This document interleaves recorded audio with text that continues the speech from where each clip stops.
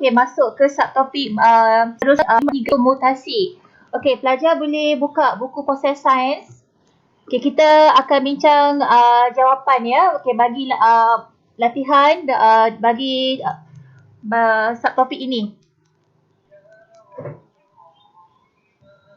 Okey, mari kita lihat ya. Okey, apa dimaksudkan dengan mutasi? Okey, ia merujuk kepada perubahan spontan dan rawak yang berlaku pada struktur gen atau kromosom.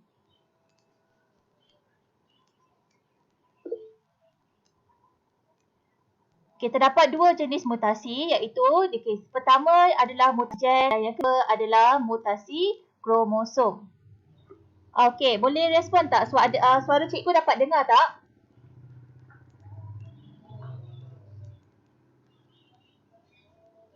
Boleh lihat paparan skrin sekarang?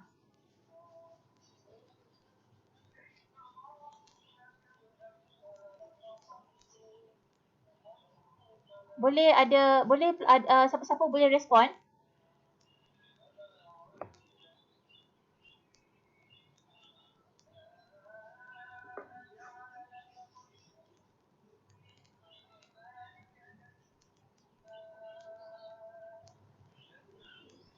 Hafizul boleh nampak tak skrin ni? Boleh dengar suara cikgu tak?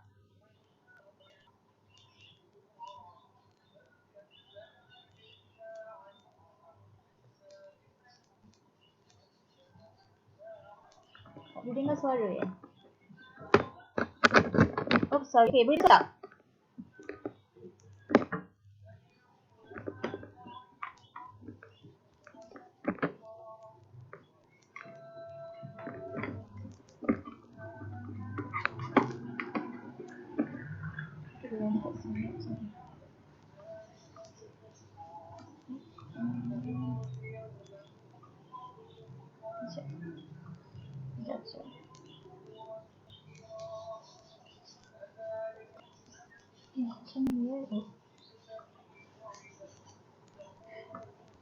Okey, boleh dengar suara cikgu ke tadi?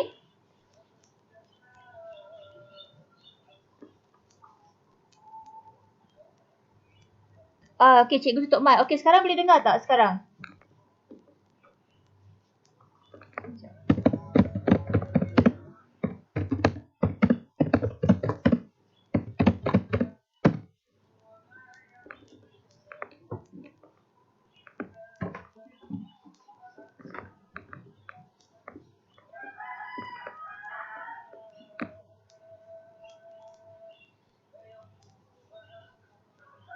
Tak dengar? Kenapa ya? Kejap ya.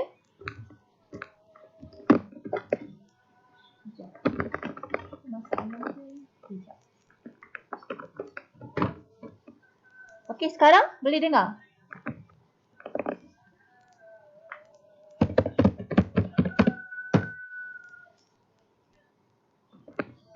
Oh ya, mic. Ya, okey. Oh, sekarang boleh dengar? Alright, okey.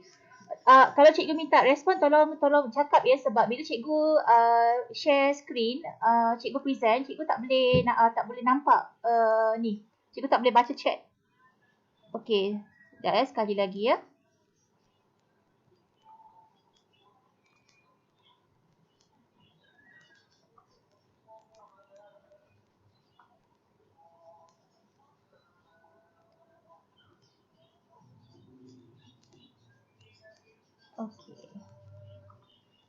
Okey, kita sambung ya. Okey, jadi terdapat dua jenis mutasi iaitu mutasi gen dan mutasi kromosom. Okey, kita nak tahu apakah dimaksudkan dengan mutasi gen. Okey, ia merupakan perubahan spontan yang berlaku pada struktur gen disebabkan oleh perubahan kimia.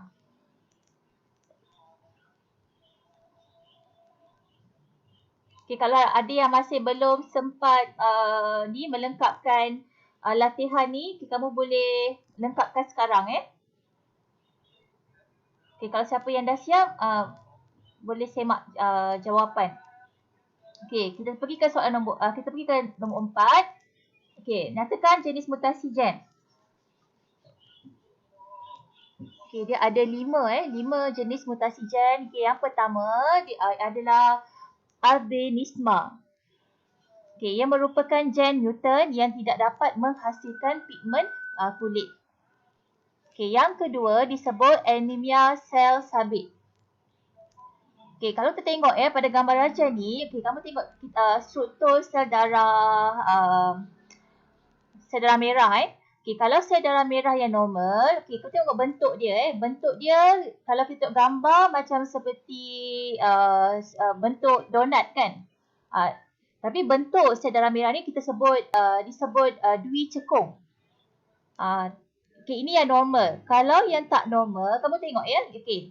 Orang yang mengalami anemia sel sabit ni, sel darah merah dia berbentuk sabit. Okey, biasanya kalau kita sebut kita tahu orang yang anemia ni, selalu kita kata orang yang tak cukup dia selalu penat simptom dia selalu penat, letih, kadang-kadang muka pucat. Okey, penerangan dia gen mutant menghasilkan hemoglobin yang mencukupi tetapi luar biasa dan kurang cekap untuk mengangkut oksigen. Okey, sebab fungsi sel darah merah adalah untuk mengangkut oksigen. Jadi dijadikan kurang cekap bagi pesakit anemia. Yang ketiga, buta warna. Okey, buta warna termasuk dalam mutasi gen, iaitu pesakit tidak dapat membezakan antara warna merah dengan hijau. Okey, satu lagi disebut hemofilia.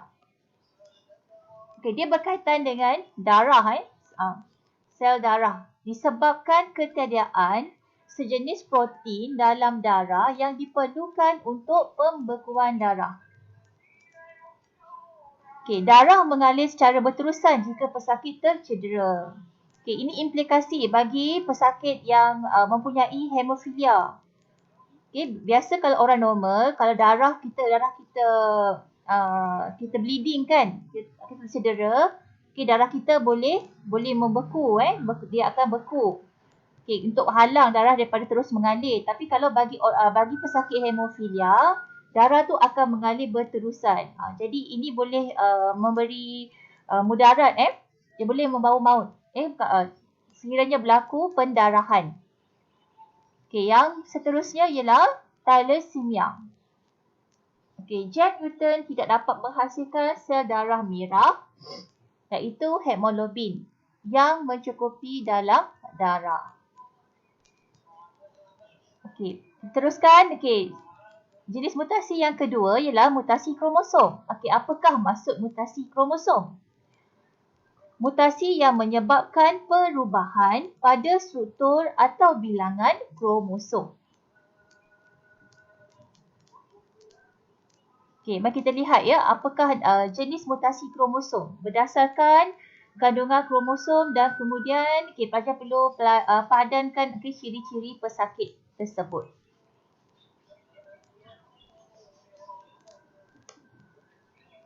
Okey, jenis mutasi yang pertama adalah sindrom Down.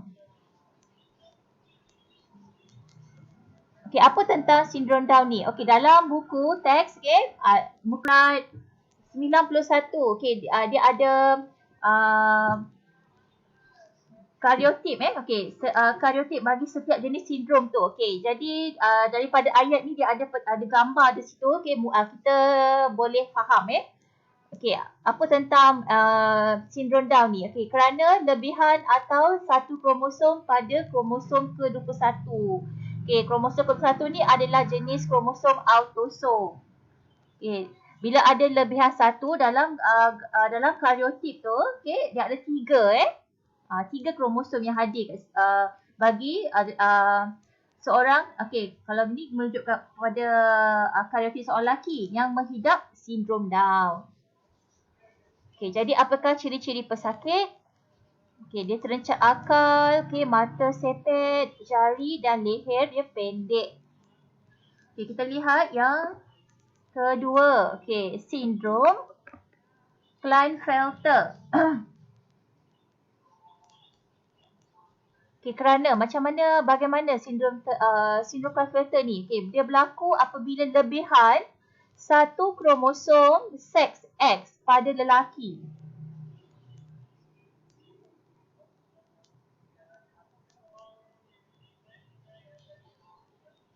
Biasanya individu dengan sindrom Klinefelter ni biasa dia lelaki. Apa yang berlaku kerana lebihan satu kromosom X pada lelaki. Rujuk kepada karyotip. Sebab lelaki normal ada kromosom seksnya adalah daripada kromosom X dan Y. Tapi kalau sindrom Klinefelter dia ada satu lebihan kromosom X. So dia ada dua kromosom X. Apakah ciri-ciri pesakit? Bahu sempit, testis yang kecil, dan mandul. Yang ketiga, sindrom Turner. Sindrom Turner ni berlaku pada perempuan. Jadi apa sebenarnya sindrom Turner ni? Kerana kekurangan satu kromosom X pada perempuan. Kalau perempuan yang normal, kromosom seksnya adalah kromosom XX. Jadi sindrom Turner ni dia ada satu je kromosom X pada perempuan, dikurang satu. Jadi ciri-ciri pesakit ialah tiada kita haid dan mandul. Kita teruskan nombor 7. Jadi tandakan bilangan kromosom dan bilangan kromosom bagi mutasi kromosom dalam jadual di bawah. So maksudnya kena kira lah daripada gambaran karyotip tu dah boleh tentukan berapa bilangan kromosom keseluruhan dan juga kandungan kromosom dia. Ini adalah perwakilan ni ditulis berapa bilangan kromosom autosom dengan kromosom seks. So kromosom sindrom Down, bilangan kromosomnya jumlahnya 47. Kandungan kromosom. Ni bagi lelaki dengan perempuan 45 tambah XX ni bagi perempuan, 45 tambah XY bagi lelaki. Sindrom Klinefelter, bilangan kromosom 47. Sebab sindrom Klinefelter ni berlaku pada individu lelaki, jadi kandungan kromosom dia adalah 44 tambah XXY. Yang C adalah sindrom Turner. Sindrom Turner bilangan kromosomnya ialah 45. Kandungan kromosomnya bagi sindrom Turner adalah seorang perempuan. Sebab dia ada satu saja kromosom seks dia X je. Jadi 44 tambah X dia letakkan sifar lah. Sifar kat sini So ni jawapan dia.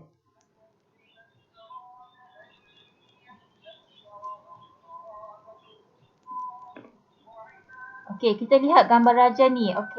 Gambar dari karyotip. Satu individu. Kaji kandungan kromosom dalam sel soma bagi seseorang yang mengalami mutasi kromosom. So daripada gambar raja, nama mutasi siapa yang baru masuk tu? Nak bunyi.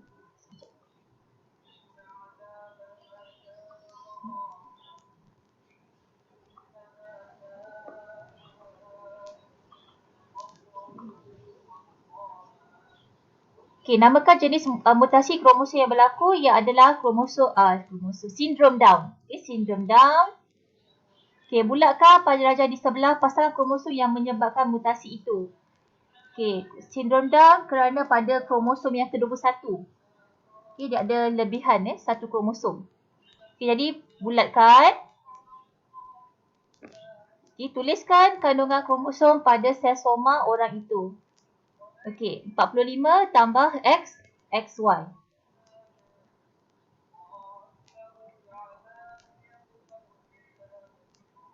Seterusnya 5.7. Aplikasi penyelidikan genetik. Cikgu harap kamu telah buat pembacaan terlebih dahulu ni sebenarnya sebelum kita nak bincang. Jadi apakah aplikasi pendidikan genetik ya, okey, terhadap pendidikan terhadap mutasi ni. Faktor-faktor yang menyebabkan mutasi, okey. Dalam buku teks kita boleh lihat ya faktor-faktor dia, okey, di muka surat 93. Okey, antaranya faktor semula jadi, okey, kehamilan pada usia yang lewat, karsinogen. Okey, cikgu nak tanya siapa boleh bagi tahu apakah yang dimaksudkan dengan karsinogen?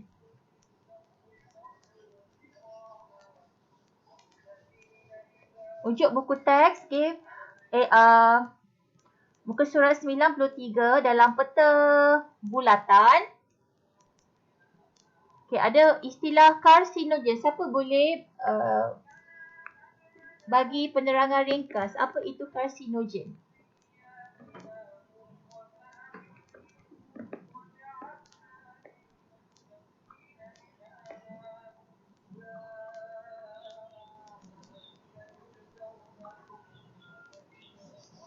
Bila cikgu nak sebut nama. Okey, Nur Syafiqah.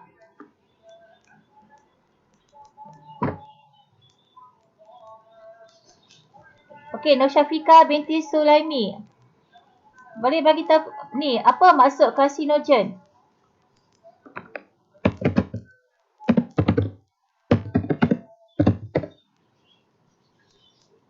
Karsinogen.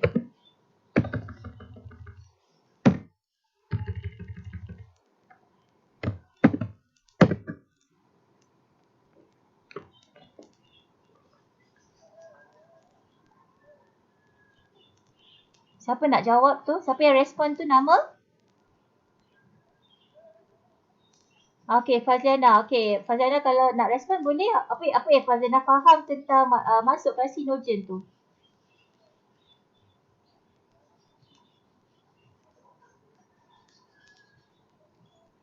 Okey, betul ya. Okey, ejen-ejen yang boleh menyebabkan pertumbuhan kanser, yang boleh mengaktifkan sel kanser. Okey, itulah sebenarnya jawapan dia. Okey, jadi faktor-faktor yang menyebabkan mutasi ialah, okey, kalau dalam latihan ni, buku proses sains ni, okey, sesetengah bahan pengawet, okey, pewarna makanan dan pemanis tiruan ya. Okey, dekat sini sebenarnya faktor mutasi tak ada dalam buku teks. Sebenarnya faktor pemakanan juga dia mempengaruhi. Jadi bahan makanan, pewarna ni semua dapat dalam makanan yang kita ambil. So kita kena pilih makanan yang sesuai lah, makanan yang sihat ya. Okey, yang kedua bahan-bahan kimia seperti pestisida, nikotina dalam rokok dan dadah. Okey, bahan-bahan kimia ni merupakan karsinogen. Jadi okey, nombor 1 ni kamu boleh buat satu kurungan di tepi ni. Ini ada kaitan dengan faktor pemakanan. Ya, buat kurungan ni, catatan ni dekat tepi sebelah kanan ni. Okey, ini faktor pemakanan. Okey, yang bahan-bahan kimia seperti pestisida, nikotina dan dalam rokok dan dadah ini merupakan karsinogen. Okey, buat dalam kurungan ni karsinogen. Okey. Sinar sinar X. Okey, sinar radioaktif, okey, sinar gamma, sinar ultraungu dan sinar X. Okey, dan juga kehamilan pada usia yang lewat. Okey, dia risiko dia ada tapi tidak maksudnya dia boleh berlaku, tapi kalau sekiranya kalau wanita tu dia menjaga pemakanan dia, amalkan gaya hidup yang sihat, okey, insya-Allah kehamilan normal boleh berlaku Okey, so sekarang ni kan kita tengoklah. Okey, berdasarkan daripada maklumat dalam buku teks ni, dia ada bagi penerangan lah apakah penyakit gangguan gen So jadi pelajar perlu lengkapkan ni skema ni. Okey. So sekarang ni sebab kamu pun dah belajar kan skema pewarisan dalam subtopik 5.2. Jadi kamu dah boleh buat dah dia punya lengkapkan gambar rajah ni. Okey. So sekarang ni kita tengok bila sekarang ni suami dengan isteri dia ada allele. Okey, dah bagi perwakilan dia huruf A besar dengan huruf A kecil ni. Okey, kalau yang A besar ni allele normal, A ni allele albino. Okey, ini adalah gen yang resesif yang boleh membawa kepada ni albinisma. Okey. Dia boleh menunjukkan trait tu. Okay, so kita tengok pasangan gamit ni. Okay, kita buat kita pisahkan ya. Dia punya pasangan ni Alan ni A besar. Okay, kita pisahkan. Jadi bila berlaku untuk genotip tengok genotip. Okay, kita ada pasangan Alan A, huruf A besar, A besar, A besar, A kecil, A besar, A kecil dan okay, A kecil, A kecil. Okay, so sekarang ni penentuan fenotip anak. So maksudnya yang pertama ni normal. Okay, macam mana pula? Kalau A besar normal. Tapi sebab yang A besar, A kecil ni, kamu tengok sebab dia yang resesif ni, yang perwakilan A kecil ni pada Alan ni dia ada trait resesif tau. Okay, jadi dia normal tetapi dia pembawa. Okay, dia normal tapi merupakan pembawa. Okay, yang ketiga ni pun normal tapi merupakan pembawa. Tapi kalau yang pasangan Jen ni ataupun Alan ni, dia dua-dua ni A kecil ni, dia dah nampakkan dah trait dia. Trait dia seorang albino.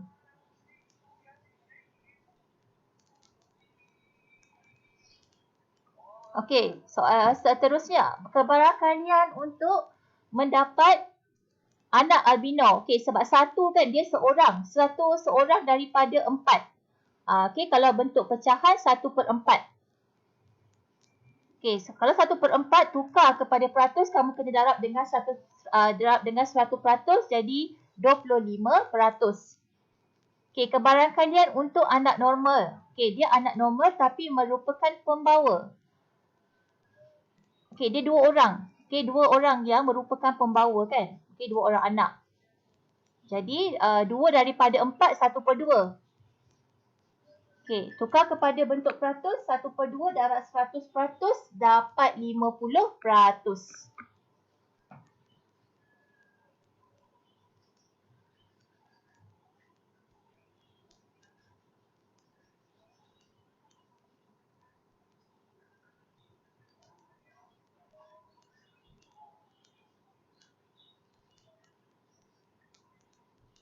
Okey, boleh cikgu teruskan ya. Seterusnya ni, apa lagi soalan lagi ni? Okey, so nombor 3, lengkapkan petikan di bawah.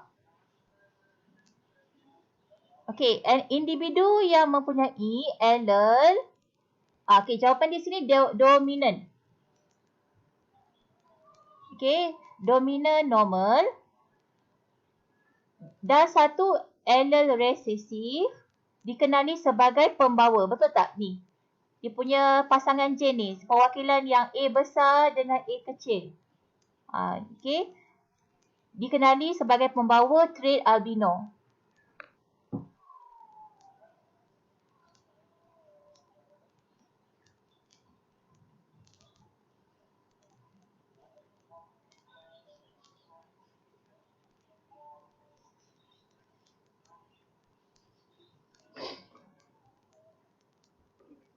Okay, walaupun individu ini dia tidak mengidap albinisme, dia boleh menurunkan trait ini kepada anak-anaknya.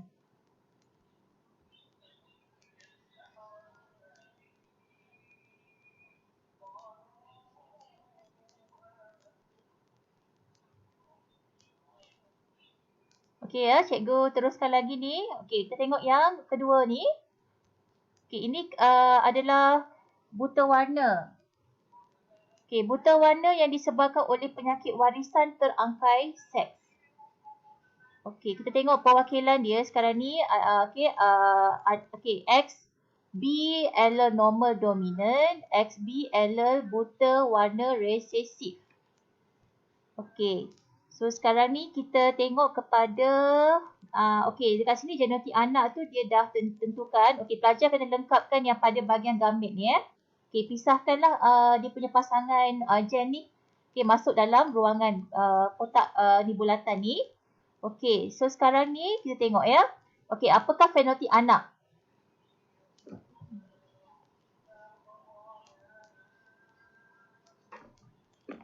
Okey, yang pertama tu fenotip anak dia normal. Okey, sebab tengok dia punya pasangan gen dia XB, allele normal. Okay, kalau XB besar, okay, XB besar dengan XB yang kecil, okay, dia pembawa. Perempuan normal tapi pembawa. Okay, yang ketiga, fenotip anak yang ketiga, lelaki normal. Okay, ni tengok pada ni tengok pada kromosom seks dia. Ini kromosom XX, ni XY. Okay, XY dia lelaki. Lelaki normal. Okay. So, kat sini sebab dia lelaki normal sebab XB tu, B besar tu dia adalah normal. Okay, kalau XB kecil, dia resesif. Maknanya gen resesif ni, dia boleh menunjukkan trait maksudnya buta warna. Jadi, jadi jantinanya lelaki, tapi dia buta warna. Okay. So, sekarang kita nak tentukan kebarangkalian tu. Okey, kebarangkalian untuk mendapat anak perempuan normal. Okey, anak perempuan normal seorang je. Seorang daripada 4 kan. Daripada 4 jadi 1/4. 1/4 peratusnya ialah 25%. Okey, anak perempuan normal tetapi pembawa. Okey, anak perempuan normal pembawa pun seorang juga. 1 daripada 4 orang. So, 1/4 peratusnya 25%. Okey, lelaki normal. Okey, lelaki normal satulah seorang je. Seorang daripada 4. Di 1/4 juga. 1/4 ataupun 25%. Yang keempat, okey, yang lelaki buta warna. Anak lelaki buta warna pun seorang je. 1 daripada 4, 1/4. Okey, peratusnya ialah 25%. Okey, setakat ni boleh ikuti tak perbincangan kita sekarang ni setakat ni? Okey, semua dah salin ke? Dah siap awal ke? Ada yang masih copy paste salin ke jawapan ni? Ke boleh cikgu teruskan ni? Boleh teruskan je ya? Okey, alright. Okey, kita tengok yang C pula, hemofilia. Okey, hemofilia ni disebabkan oleh pesakit warisan terangkai seks. Okey, kita tengok sekarang ni ada allele dominan perwakilan dia, okey, kromosom XH ya, tanda H, huruf H besar, ini merupakan allele normal. Okey, XH kecil, ini allele hemofilia, merupakan gen resesif. Okay, dia akan menunjukkan trait ataupun sakit hemofilia. Okay, so sekarang ni lengkapkan skema pewarisan. So kita pisahkan pasangan gen ni. Okay, XY, XX. Okay, genotip anak. Okay, dia dah bagi. Okay, pelajar kena tentukan fenotip anak. Okay, kromosom XX dia perempuan. Okay, kita tengok antara H besar, H kecil. Okay, kalau dia punya H besar, H kecil ni dia heterozygot. Okay, dia jadi pembawa. Okay, yang kedua ni, okay, jantina anak perempuan tapi dia bersifat hemofilia sebab dia punya gen tu, okay, pasangan dia tu dua-dua tu H kecil tu. So dia punya gen resesif tu menunjukkan sifat ya hemofilia. Okay, yang ketiga ni okay. So dia XY lelaki, okay, dia normal lah, dia normal. So dia tak ada gen gen resesif ni ya, XH ni. So dia lelaki yang normal. Okay, yang kedua ni, okay, dia lelaki, okay, jantina lelaki tapi dia ada hemofilia. Okay, sebabkan kehadiran ni, allele hemofilia yang resesif ni. Okay, so sekarang kebarangkalian untuk mendapat anak lelaki normal, okay, 1 daripada 4. Jadi 1 daripada 4, so 1/4. Peratus 25%. Okay, anak perempuan yang normal tapi pembawa pun seorang. Okay, seorang daripada 4, so 1/4 ataupun 25%. Okay, anak lelaki yang bersifat hemofilia. Okay, so 1 daripada 4 orang, so 1/4. So 25%. Okay, anak perempuan yang bersifat hemofilia. Okey, anak perempuan. Okey, seorang juga. 1/4. Okey. Peratusnya yang 25%. Okey. Okey, bolehlah kita sambung lagi ya tentang tentang teknologi kejuruteraan genetik. Okey, teknologi kejuruteraan genetik ni dia banyak aplikasinya ya contohnya dalam bidang pertanian. Ya, dalam bidang pertanian ataupun dalam bidang untuk meningkatkan reproduktif manusia. Okey, kalau gambar yang pertama ni, nyatakan ciri baka yang diperolehi dalam pembiakbakaan pilihan bagi kelapa sawit di bawah. Okey, tengok ya, ini adalah dua jenis kelapa sawit. Okey, Dura dan Pisifera. Okey, ini adalah ciri-ciri yang terdapat pada buah kelapa sawit Dura. Ini adalah ciri-ciri bagi kelapa sawit Pisifera. Okey, so sekarang ni bila Dura dengan Pisifera dia dikacukkan, maka terhasillah baka baru yang disebut Tinera. Okey, jadi biasanya tujuan pembiakbakaan ni ataupun kita kacukkan dua spesies tumbuhan ataupun bunga ke yang berbeza ni sebab kita nak dapatkan ciri baka yang lebih baik. So Tinera ni apa hasilnya ciri baka yang diperolehi tu mesokarp dia tebal. Okey, mesokarp ni bahagian-bahagian yang terdapat dalam kelapa sawit yang mesokarp ni tak silap cikgu mungkin yang bahagian tengah ni. Ya, bahagian tengah ni. Okey, mesokarp dia tebal. Okey, lepas tu bahagian tempurung dia nipis. Okey, saiz dia lebih besar. Okey, so sekarang ni yang nombor 2 tu. Okey, nombor 2 lengkapkan ruang tentang teknologi kejuruteraan genetik. Okey, ini jenis-jenis lah teknologi kejuruteraan genetik. Okey, yang gambar rajah A ni adalah terapi gen. Okey, bila sebut terapi gen menggunakan gen untuk merawat atau mencegah penyakit dengan menyuntik gen ke dalam sel pesakit.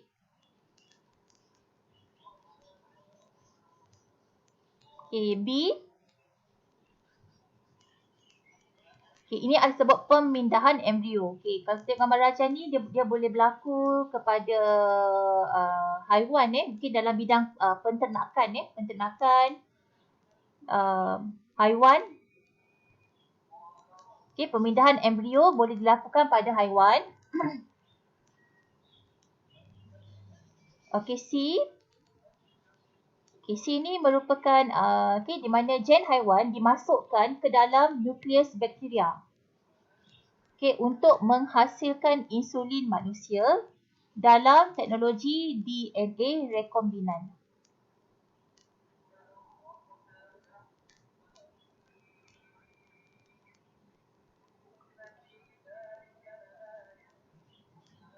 Okey, D ialah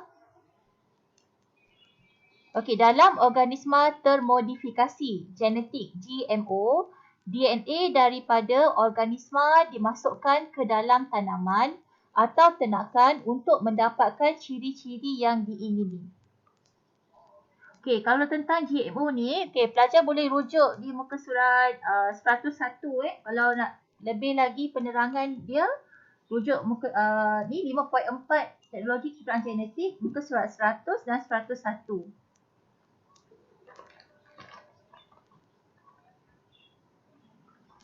Okay, so teknologi termodifikasi genetik ni ataupun GMO ni, dia menggabungkan gen daripada dua spesies yang berbeza untuk menghasilkan satu ciri baru yang tidak mungkin boleh dihasilkan melalui proses persilangan atau tradisional. Jadi organisma baru ni dia mempunyai beberapa perubahan khusus yang diperlukan untuk meningkatkan kualiti komersial. Okay, antaranya apa antara kebaikan dia? Dia boleh tumbuhan tu dia akan lebih kuat serangga perosak ataupun penyakit. Okey, contohnya teknologi ini telah digunakan aplikasikan dalam penanaman padi, jagung dan kelapa sawit. Okey, kalau pada buah kita dapat hasilkan, teknologi dapat menghasilkan buah yang lebih besar, nilai nutrisinya lebih tinggi dan daya rintangan terhadap serangan perosak dan penyakit. Okey, kalau kamu tengok dekat dalam gambar rajah Cetusan Minda tu kan, kamu tengok ada buah tembikai kan. Biasa buah tembikai berbentuk bulat. Sekarang ni boleh terhasil tembikai ni berbentuk 4 segi. Okey, salah satu contoh lagi dalam termodifikasi genetik ataupun GMO ni ialah anggur tau. Okey, buah anggur. Okey, biasa kan sekarang ni di pasaran anggur yang tiada biji ataupun kita sebut dalam bahasa Inggeris seedless grape. Okey, seedless grape tu pun adalah teknologi dia dalam GMO jadi bila makan dia tak lebih mudah lebih selesa nak makan kan, tak terganggu dengan biji-biji anggur yang kecil tu. Okey, ketika bila kita masukkan dalam mulut. Okey, walau bagaimanapun dia ada kebaikan tapi dia pun ada dia punya isu dia dia ada kesan dia, ada implikasi dia. Okey, juga.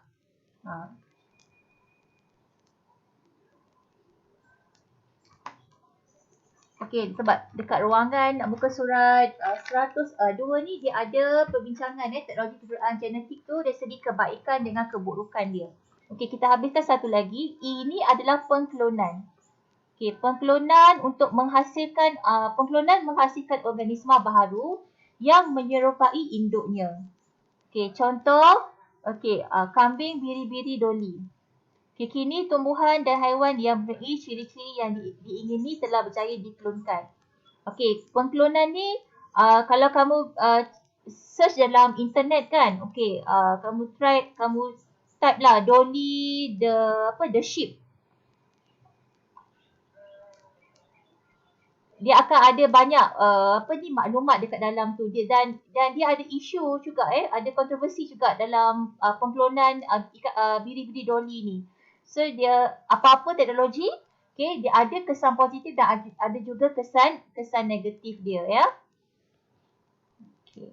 So kita nak bincang, okey, sebelum kita nak masuk variasi, mari kita tengok ya apakah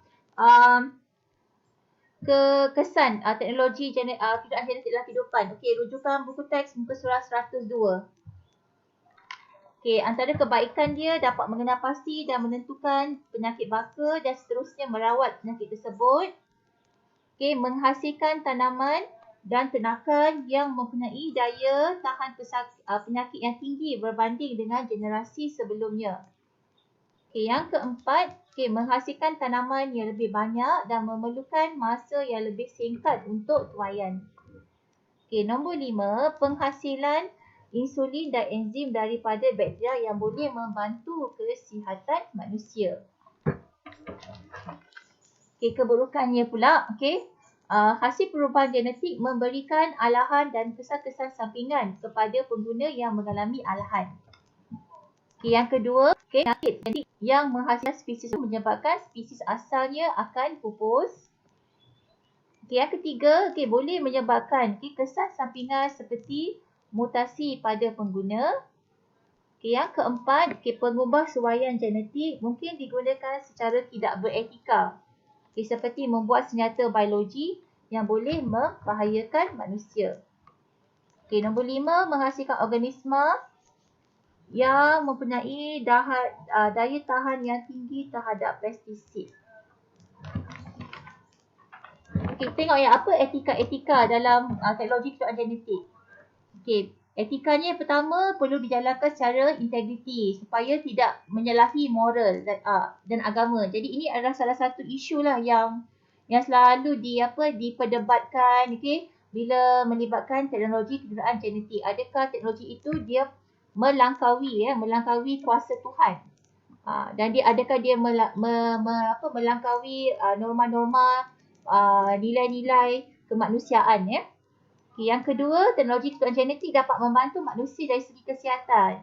Okay, seperti mencipta insulin. Okay, kita tahu insulin ni adalah satu hormon yang berfungsi untuk mengawal paras gula dalam darah manusia. Okay, jadi kalau bagi penyakit diabetes mellitus ni, dia mempunyai kegagalan lah untuk untuk insulin ni berfungsi di dalam badan. Okay, yang ketiga, teknologi keketuaan dapat membantu manusia dalam menyelesaikan masalah kekurangan makanan dan kerosakan tanaman. Yang keempat, etika dan nilai murni hendaklah diamalkan semasa menjalankan eksperimen keketuaan agar tidak menyentuh sensitiviti agama dan moral. Bagi mengelakkan teknologi keketuaan genetik dapat salah gunakan, undang-undang dan peraturan wajar diperkuasakan bagi mendidik para pengkaji memahami dan mengikuti perkembangan kejuruteraan genetik. Okay, so sekarang ini, untuk hari ini kita dah belajar lah, kita dah cover sehingga subtopik 5.4 Okay.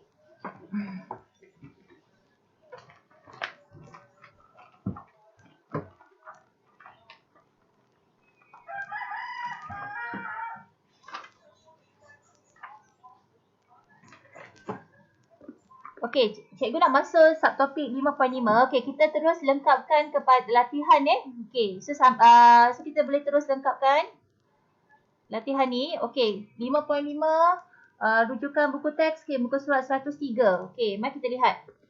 Okey, apakah yang dimasukkan dengan variasi? Okey, perbezaan semula jadi di antara spesies yang sama. Okay, pelajar boleh terus salin ni jawapan ni latihan ni, aktiviti perbincangan variasi ni. Okey, terdapat dua jenis variasi Okey, satu disebut variasi selanjar dan variasi tak selanjar.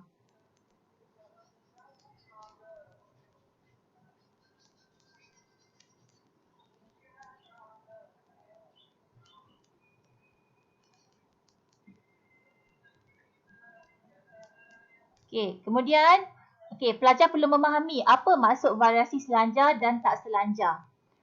Okey, yang pertama variasi selanjar. Okey, variasi yang menunjukkan perbezaan yang tidak ketara dan tidak jelas. Okey, nanti kita tengok contoh kalau ada contoh nanti cikgu akan bagi penerangan lah dari segi maksud dia. Okey, B, variasi tak selanjar ialah variasi yang menunjukkan perbezaan yang ketara dan jelas.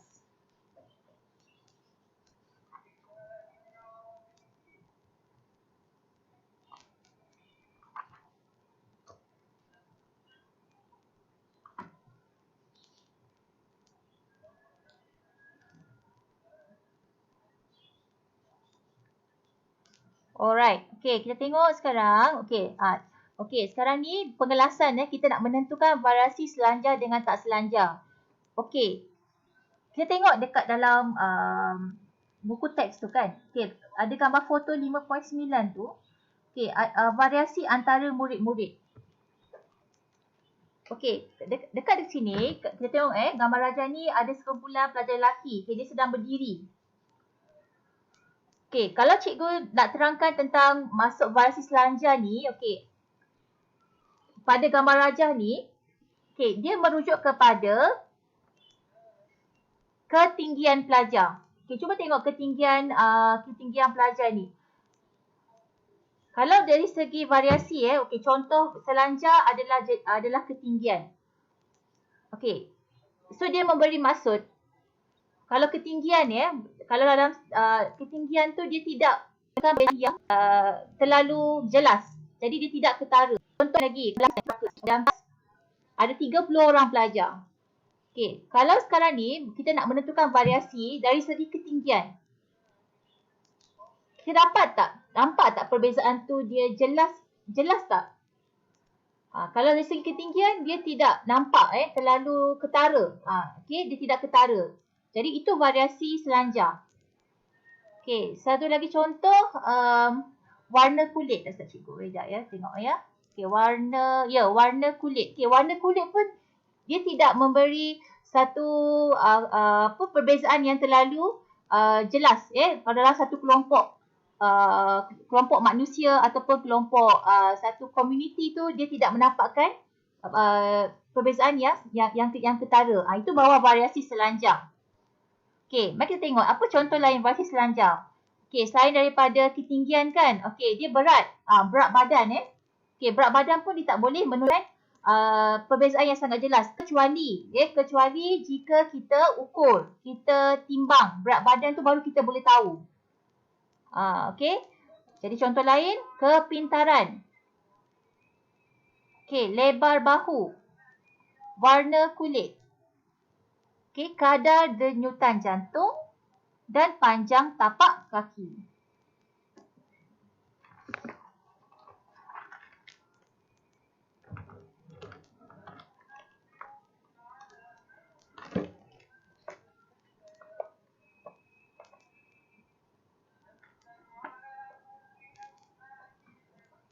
Okey, sekarang ni rujuk kepada muka surat 104 dalam buku teks Okey, yang berkaitan dengan variasi selanjang ni. Okey, kamu dah tahu bahawa variasi selanjang ni adalah variasi yang menunjukkan perbezaan tu dia tidak ketara atau tidak jelas antara individu dalam satu populasi tu. Okey. Sebagai contoh, ketinggian atau jisim badan. Okey, biasanya kalau variasi selanjang ni, kalau kita nak tentukan, kita perlu ambil ukuran. Contoh, macam dia tak ketara kan, variasi ni dia tak ketara kan. Jadi kalau kita nak tahu lebih jelas, kita perlu buat pengukuran. Contoh pada ketinggian, pada berat badan, pada lebar bahu. Itu contohnya. Macam sekarang ni dalam Rajah 5.28 kan. Okey, sekarang ni sekarang ni dalam gambar rajah ni, ini adalah kita sebut histogram Okey, histogram ketinggian pelajar dengan bilangan murid. Okey. So jadi bila ketinggian pelajar ni direkodkan dalam satu kumpulan tu, okey, so jadi kita akan dapat satu bentuk graf. Yang ni macam bentuk lengkung tu kan. Yang ni kita sebut taburan normal. Biasanya kalau bagi variasi selanjang, dia punya data dia ditunjukkan melalui histogram. Seperti Rajah 0.28. Contoh kalau katakan kita nak dapatkan ukuran berat kan, katalah berat badan. Jadi kita gunakan histogram untuk tunjukkan maklumat tersebut. Dari situ kita boleh dapat yang mana nampak lebih paling tinggi, mana yang nampak yang paling berat. Okey, tapi kalau secara pemerhatian kita tak boleh nampak secara jelas. Okey, itu tentang variasi selanjang. Okey, variasi tak selanjang. Okey, kalau variasi tak selanjang, dia boleh menunjukkan perbezaan yang ketara atau sangat jelas antara individu dalam populasi yang sama. Okey, biasanya melalui kita punya pemerhatian kita dah boleh nampak. Okey. Okey, antara contoh dia, okey, macam cap jari, kidal. Kidal maksudnya orang yang boleh menulis dengan tangan kiri kan. Okey, jenis rambut. Okey, jenis cuping telinga. Kebolehan menggulung lidah. Okey, warna iris mata. Okey, warna anak mata. Okey, satu lagi daripada analisis bila kita nak tentukan kumpulan darah Okey, so kumpulan darah boleh ditentukan. So kita nampak perbezaan tu yang dia ketara. Okey, jenis-jenis kumpulan darah. Jadi dia termasuk dalam variasi tak selanjang. Okey, so pelajar boleh lengkapkan jenis-jenis ni, variasi selanjang dan variasi tak selanjang.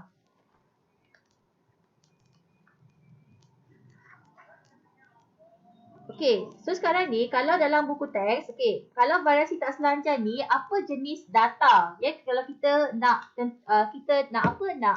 ambil nak rekodkan. So variasi graf untuk variasi tak selanjang adalah berbentuk disk. Biasanya kita menggunakan carta bar. Carta bar digunakan untuk mewakili variasi tak selanjang. Variasi tak selanjang adalah kualitatif.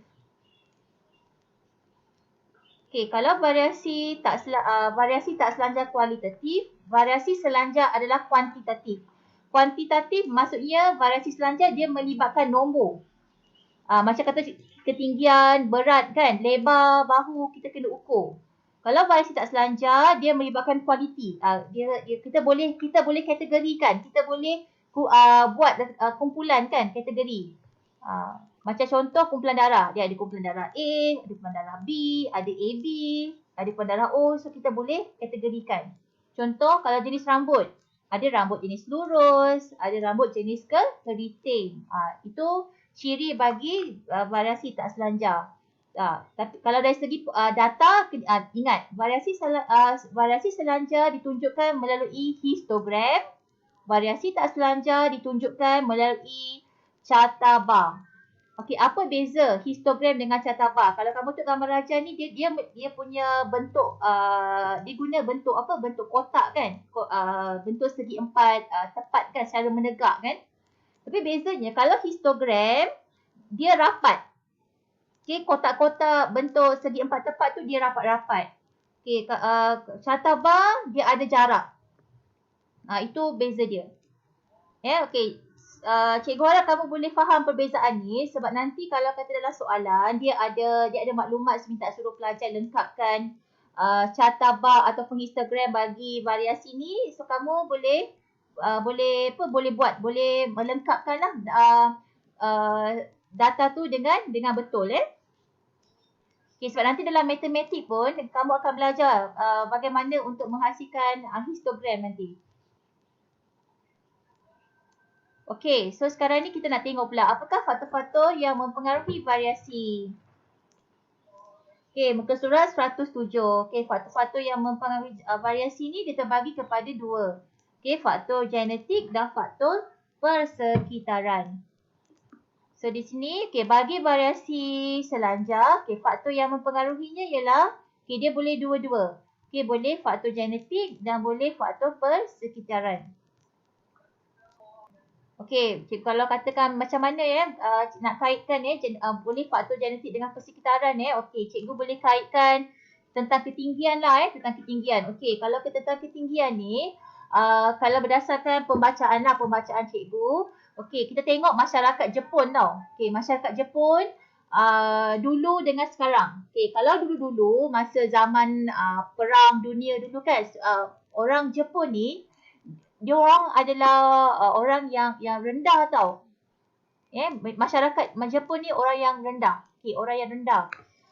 Tapi bila perkembangan teknologi berlaku kan di negara Jepun, okey, kalau kita tengok sekarang ni generasi-generasi baru orang Jepun, dia nampak lebih tinggi. Lebih tinggi. Jadi faktor pemakanan dia tu mempengaruhi ketinggian masyarakat Jepun. Jadi dia ada kaitan juga dengan persekitaran lah kat sini. Okey, satu lagi kalau biasalah kan ada jugalah berlaku jugalah kalau segi cikgu nak kaitkan dengan warna kulit ni kan.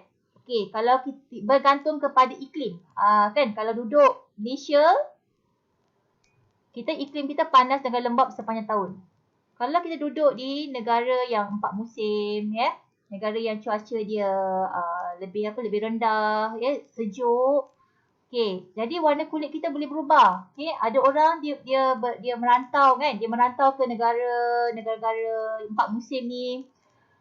Lama duduk di sana dia dah berlaku asimilasi. Dia dah bercampur gaul dengan orang di sana, masyarakat dekat sana. Dia dah membiasakan diri dengan persekitaran di negara luar. Jadi warna kulit dia pun boleh berubah. Kalau dulu mungkin agak gelap. Tapi bila berhijrah ke negara luar, negara 4 musim, kulit dia menjadi lebih cerah. Okey, itu contoh Okey. So bagaimana faktor persekitaran tu boleh mempengaruhi. Okey, kalau genetik ni semua orang maklumlah apa yang membentuk diri kita sekarang ni adalah disebabkan oleh apa ciri-ciri yang diturunkan daripada mak atau ayah kita. Okey, dari segi variasi tak selancar ni, faktor yang mempengaruhinya, satu faktor je, genetik. Okey, genetik. Okay, so tutorial hari ni. Okay, hari ni cikgu nak bagi tutorial tutorial pukul 3 nantilah. Senang tutorial pukul 3 nanti adalah ni, melengkapkan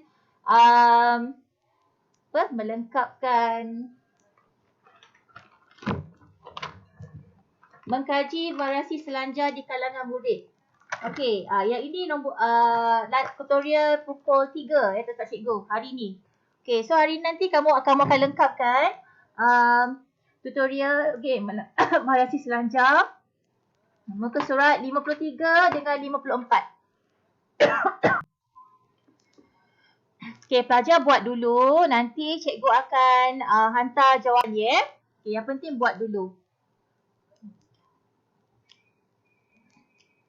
Okay, cikgu rasa cikgu nak berhenti sampai setakat ni. Cikgu rasa sebenarnya kita dah habis dah tau. Kita dah habis bab 5 dah. Okay, so nanti kita boleh masuk ke bab 6. Okay, tutorial ni, okay, sebenarnya cikgu nak habiskan lah praktis pengukuhan juga ni. 53, 54, 55. So, cikgu bagi dah dalam minggu ni, kamu boleh siapkan semua latihan ni. Nanti bersedia dengan bab 6. Okay, sebenarnya kalau dah habis dah bab 5 ni, latihan tutorial pun cikgu dah bagi tahu lebih awal dekat kamu ni yang join sesi secara online ni. So cikgu sebenarnya dah boleh kita dah boleh berhenti awal lah. Kita boleh stop awal. Okay, ada apa soalan tak setakat ni nak tanya? Jelas tak perbincangan kita hari ni?